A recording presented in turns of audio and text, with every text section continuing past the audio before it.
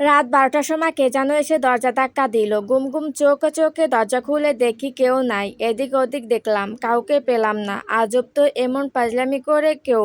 শেষমেশের এত কিছু না ভেবে আবার বিছানায় কাত হয়ে পড়লাম। একটু ঘুম আসতে না আসতে আবার এসে দরজা টোকা দিল। আবার উঠে দরজা খুলে দেখি আশেপাশে কেউ নাই। এবার সন্দেহ হলো কে করতেছে, এসব দেখতেই হবে। দরজা কোনো লাগিয়ে দরজার ওপাশ হয়ে দাঁড়িয়ে আছি। ওপাশের ব্যক্তিটি আসার পর প্রথমে একবার দরজা টোকা দিল। আমি শুনেও না শোনার ভান করে আছি। এবার যখন জোরে ধাক্কা দিবে অমনি দরজা খুলতে আমি সহ নিচে পড়ে গেলাম। অন্ধকারে মনে হচ্ছে বুকের উপর কেউ শুয়ে আছে।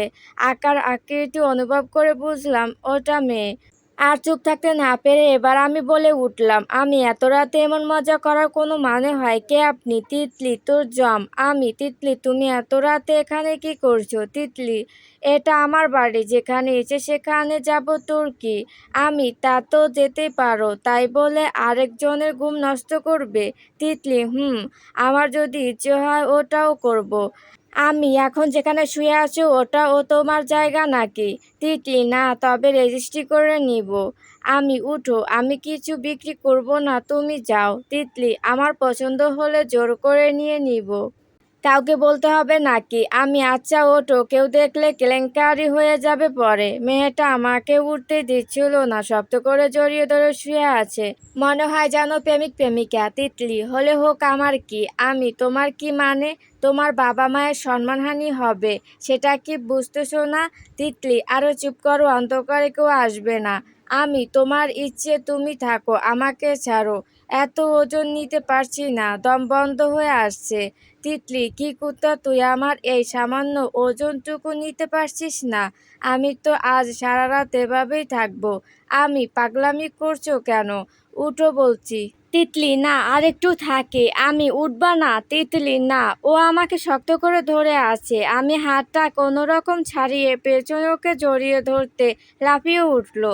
আমার থেকে নিজেকে ছুটিয়ে কুত্তা, শয়তান, লুচ্চা এসব সম্বোধন করতে লাগলো। আমিও কোনো প্রকার উঠে দাঁড়ালাম। কোনো হাত দুটো ধরে ওকে রুম থেকে বের করে ভেতর থেকে দরজা লক করে দিলাম। ওদিকে ম্যাডাম যত সময় পারছে চিল্লাপাল্লা করে চলে গেছে। সকালে ঘুম থেকে উঠে ফ্রেশ হয়ে রুমে হালকা নাস্তা করলাম। রিয়াকে ফোন দিলাম, ও নিচে নেমে আসলো। এরপর গাড়ি একটা নিয়ে কলেজে গেলাম। ওখানে গিয়ে দেখি আজ তেমন কেউ আসেনি। ব্যাপার কি, কই গেছে ওরা? সবগুলো ক্লাস করে ক্লাসরুম থেকে বের হলাম। হাতে মোবাইলটা নিয়ে রিয়ানকে কল দিতে যাব এমন সময় সামনে দেখলাম একটা মেয়ে ফুল নিয়ে হাত বাড়িয়ে দিয়েছে। আমি অবাক হয়ে তাকিয়ে আছি, নেব কি নিব না, না নিলে হয়তো মেয়েটা কষ্ট পাবে। তবে চিন্তা, মেয়েটাকে কষ্ট না দিয়ে অন্য কিছু করতে হবে। এমন কোত্থেকে রিয়া এসে মেয়েটার গালে কষে থাপ্পড় লাগাইয়া দিছে। হাতে থেকে ফুলটা নিয়ে ছুঁড়ে মারলো দূরে। রিয়া, তোর কত বড় সাহস, তুই ওকে প্রপোজ করিস? একটুখানি মেয়ে, নাক টিপলে কোনো দুধ পড়বে, তুই আসছিস ওকে প্রপোজ করতে?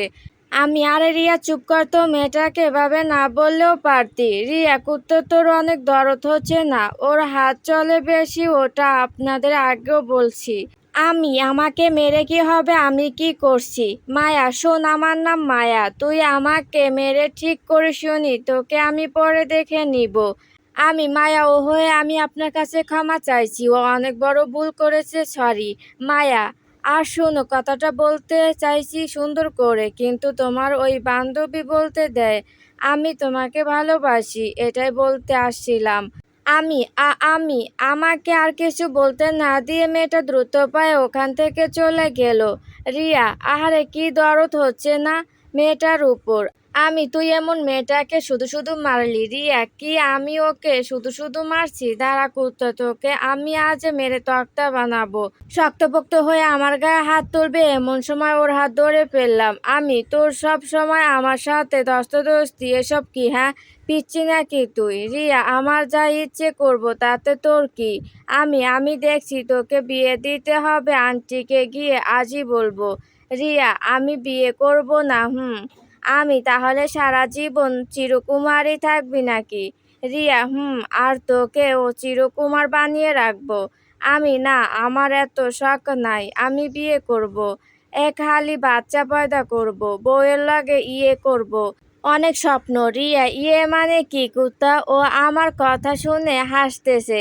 আমি, ইয়ে মানে ইয়ে, তুই জেনে কি করবি? রিয়া, বল ইয়ে মানে কি? আমি, দেরি হয়ে যাচ্ছে, আমার রুমে যেতে হবে।